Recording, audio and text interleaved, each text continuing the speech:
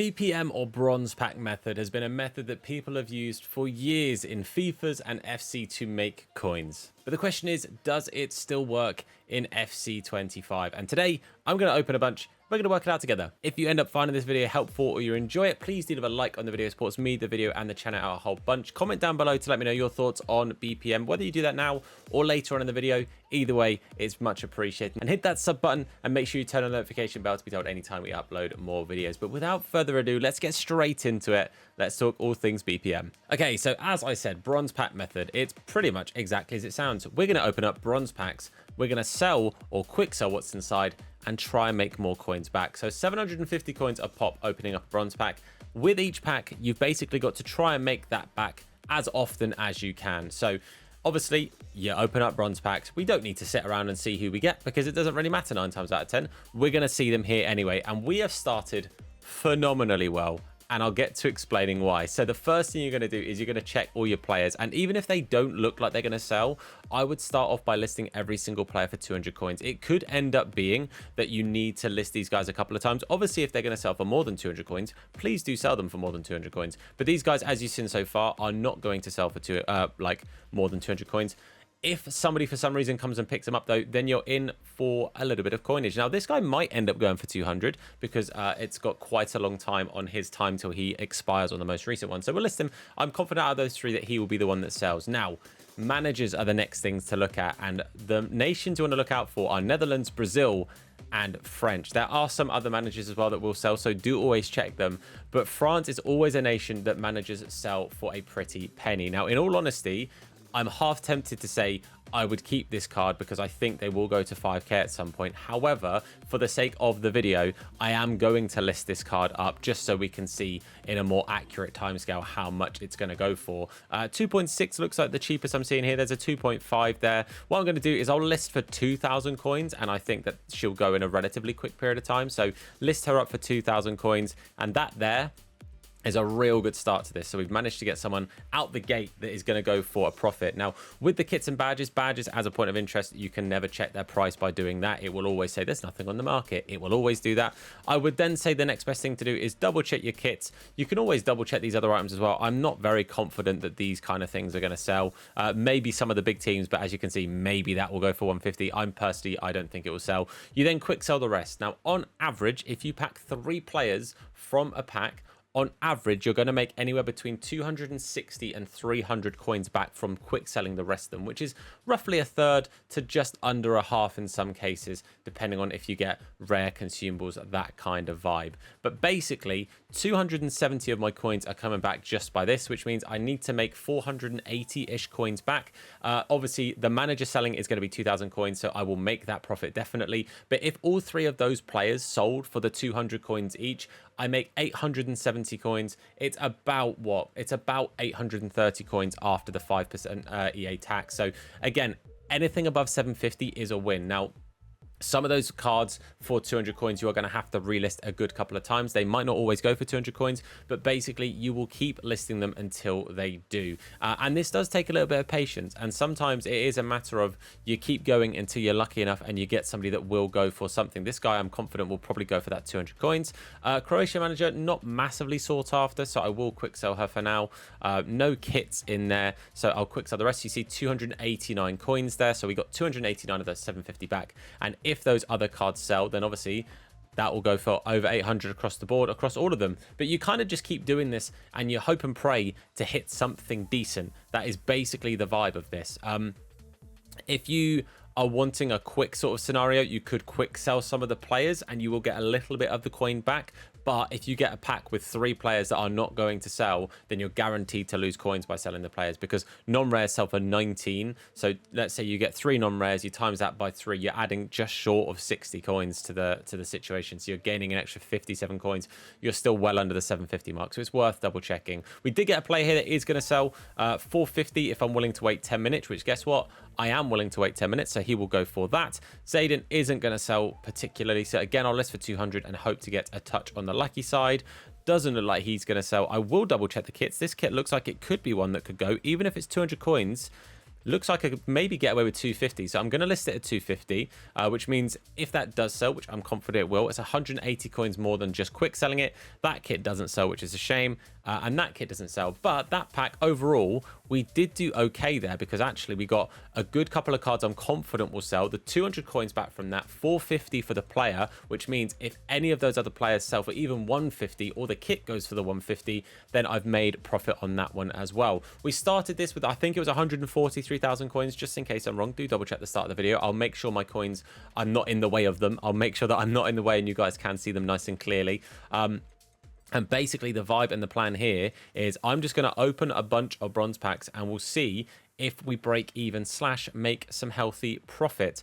We're just going to go ahead and keep listing these guys up. This guy should go for 300. If you are listing cards up, by the way, and they end up not selling and you thought they were going to, and like say you list them for 300, if you can try list them up again, just double check the price and see if anyone's like undercut you on them. Otherwise, just take 50 off every time until you get to a point where they sell is basically the play here. But all I'm going to do is just going to keep opening these up. And again, you just kind of hope that eventually you're either going to hit a player that sells or you're going to hit a kit or a manager that's going to sell. It does take patience. It can be that sometimes your luck is just absolutely in and you will make a plethora of coins. Sometimes it's going to be a slow day at the office and you're not going to make many coins very quickly. And sometimes it will be that actually you will make losses on doing BPM for a bit. And it can very easily be that is the situation. Duplicates like this, again, I would list for the 200. I wouldn't say it's worth sending them to your duplicate storage. I don't think that it's really worth your time doing that with the bronze cards, but you are welcome to do what you like. It's your club. But I'm hoping here, Sudamericano, I was going to say, I'm hoping maybe he'll sell a little bit because Sudamericanos are actually really helpful for some beginner SBCs, but we weren't quite so lucky on that one. But yeah, this will be the vibe. I'm going to go ahead and do this for a period of time, and I will update you guys as and when we have had either some sales or we've had a bunch of sales. I might see you in an hour. So it has nearly been the 1 hour mark. We've still got 25 items selling, but we have sold, as you can see, 17 bronze items, and we have made ourselves a good chunk of profit. I did go back and double check. 6,000 coins is what we have made here. We started on 143,135, something like that. We're on 149,015, and that is including, obviously, a bunch of these cards actually selling at the 200 mark that I wasn't expecting to sell, but they have sold at the 200 mark. Now, as I said, I do still have obviously a good chunk of cards to sell. We did obviously sell a few of the other cards as well that we were expecting to go for that touch more. This guy going for 300, obviously the manager going for 2,000. We had a guy sell for 1,000 here, and we did have a few obviously other things going as well, but we do still have a plethora of cards to list. Now, obviously, like I said, not all of these cards were going to go first time, but what I will do is I will just relist them because, as you can see, sometimes people just buy the cards. I don't really get why. It could just be that they're doing a foundation and they need one more Chinese player or Chinese Super League player to just fit the last little bit, just because they've got 2 Chinese players and it needs to be 3 from the same league or something. That kind of vibe, that's the kind of reason these sell. BPM obviously will have value throughout the year for different reasons, but right now things like the foundation SBCs and some of those initial SBCs are basically why these cards are going. Also, sometimes you can have people support specific clubs, like Sathov, for example. It could be that a Go Ahead Eagles fan just decided they wanted to buy this card because they're going to do EVOs on them and stuff. Like, I bought all the QPR players because I'm a QPR fan. QPR cards, you might be looking at them going, who on earth is going to buy that bronze card? Why?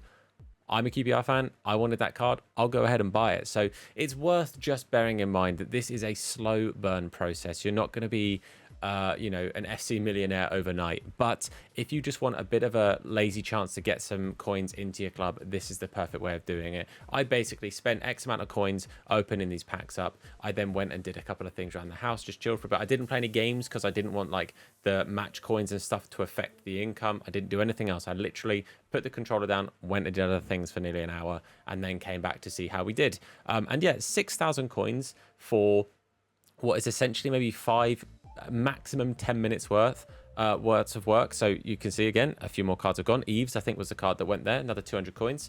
But yeah, it literally is just a matter of being patient with it. And if you do this and then go play some games, get some objectives done, see if some cards sold, and then do a few more bronze packs, go and play a game, go do some objectives, do some moments, whatever it may be. It's a really good way of just sort of helping those coins tick along. And you know, sometimes you'll have, like last year, Mainu was extinct for ages because there was that starter Evo where a bronze card could like get a huge boost and loads of people wanted to do Kobe Mainu's card.